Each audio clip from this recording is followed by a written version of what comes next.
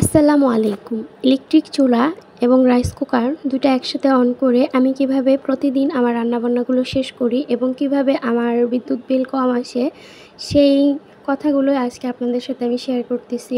আর অনেকে হয়তো জানেন যে ইলেকট্রিক চুলায় কিন্তু সমান তলানিযুক্ত পাত্র ব্যবহার করতে হয়। আমি মাঝে মাঝে কিন্তু এরকম উঁচু নিচু পাতিলও ব্যবহার করি। আর কিভাবে বসালে পাতিলটা নড়াচড়া করে না, সেই টেকনিকটাও আজকে বলে দিব।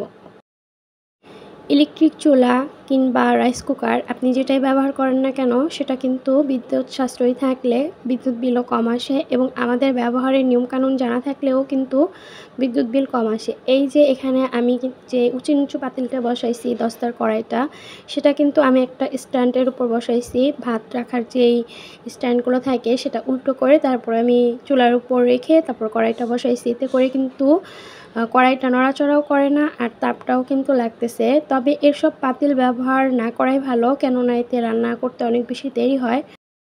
ইলেকট্রিক চুলা এবং রাইস কুকার দুটো একসাথে অন করে রান্না করতে চাইলে আপনাদেরকে অবশ্যই এরকমভাবে সেট করে দুইটা সুইচ লাগিয়ে নিতে হবে। এতে করে কিন্তু কোনো রকম দুর্ঘটনা ঘটার চান্স থাকে না এবং অনায়াসে আপনি ইলেকট্রিক চুলা এবং রাইস কুকার দুইটা একসাথে অন করে রান্নাবান্না করতে পারবেন। আমি আপনাদেরকে দেখিয়ে দিলাম যে আমি এখানে ইলেকট্রিক চুলা এবং রাইস কুকার দুইটাই কিন্তু অন করছি।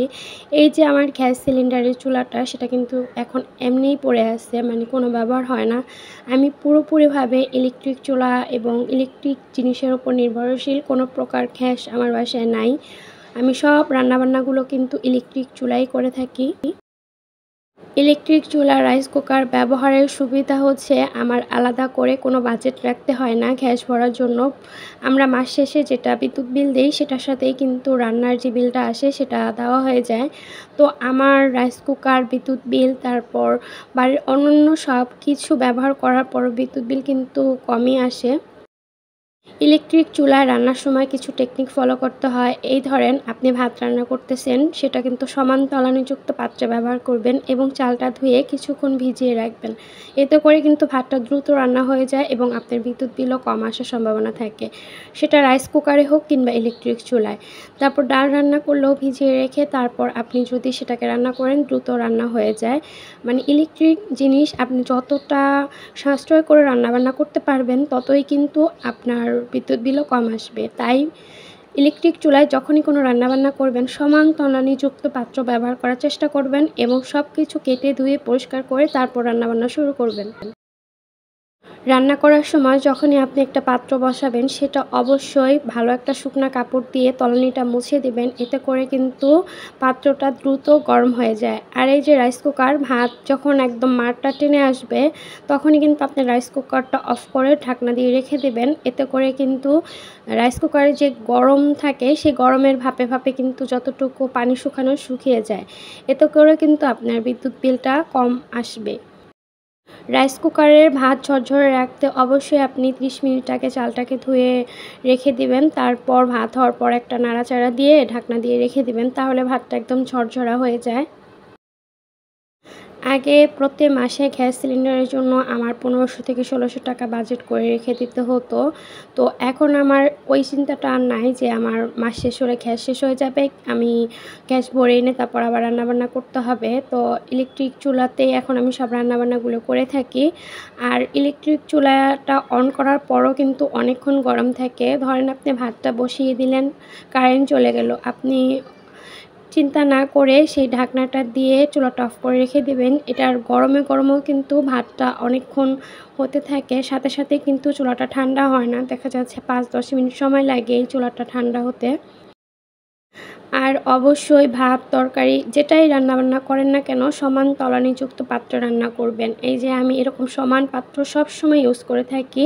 তো আজকে আপনাদের দেখানোর সুবিধার্থে আমি একটা উঁচু নিচু কড়াই বসাইছি, যে মাঝে মাঝে যদি উঁচু নিচু কড়াই ব্যবহারের প্রয়োজন হয় তখন কিভাবে ব্যবহার করবেন।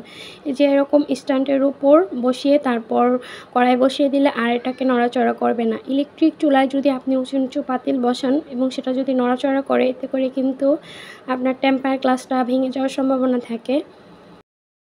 ইলেকট্রিক চুলাটাও আপনি একটা সমান জায়গায় বসানোর চেষ্টা করবেন। চুলাটাও যাতে কোনোভাবেই নড়াচড়া না করে, এতে করেও কিন্তু টেম্পার গ্লাসটা ভেঙে যাওয়ার সম্ভাবনা থাকে। ইলেকট্রিক ইনফ্রারেড চুলার একটাই অসুবিধা, সেটা হচ্ছে কাঁচটা ফেটে যাওয়ার সম্ভাবনা অনেক বেশি থাকে। তাই একটু সতর্কভাবে রান্নাবান্না করলে কিন্তু এই টেম্পার গ্লাসটা অনেক দিন যায়। আপনি যদি একটু সতর্কভাবে ব্যবহার করেন 5 থেকে 7 বছর কিংবা 10 বছর আপনি ইউজ করতে পারবেন।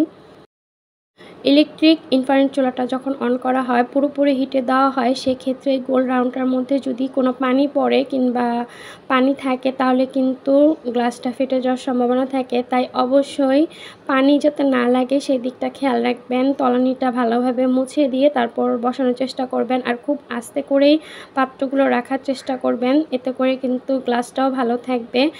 আর তরকারি রান্না করার সময় অবশ্যই মশলাগুলোকে একটু সময় নিয়ে তারপর কষিয়ে নেবেন এবং অন্যান্য চুলায় যেভাবে রান্নাবান্নাগুলো করে থাকেন সেভাবে রান্না করার চেষ্টা করবেন। এতে করে কিন্তু কোনো প্রকার রান্নার স্বাদের কোনো ভিন্নতা আসবে না।